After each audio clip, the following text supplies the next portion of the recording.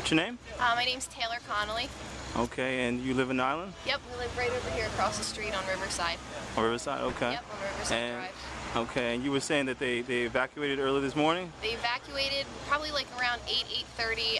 We had Trenton police coming up and down the street, basically, sounding a siren, letting us know that the river was coming over the bank and that we needed to get our stuff and basically get out. By the time, I came to look outside, the river, the water was just already on the street over the curb, so, we had to pack up real fast and, we got out of there. So, yeah.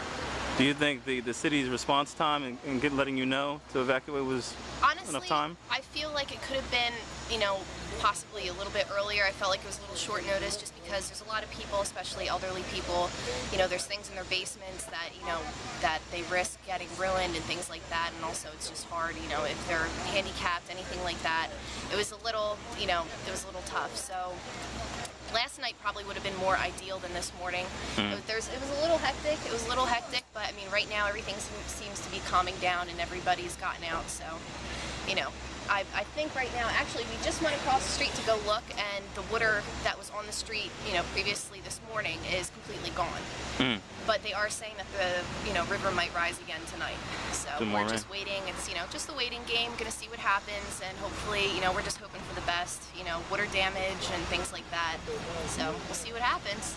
Okay. Is this your first flood here, or?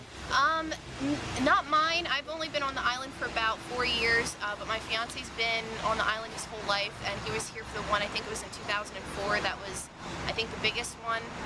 And I remember helping, and just the hardest part is the cleanup, especially the basements. The fire company gets out most of it for you, but then you have to go in with your own water back, and the cleanup is just the worst part. But it's a really tight community over here. Everybody helps each other, so it's just a big mess. But everybody's there for each other, and hopefully it'll all come together pretty well.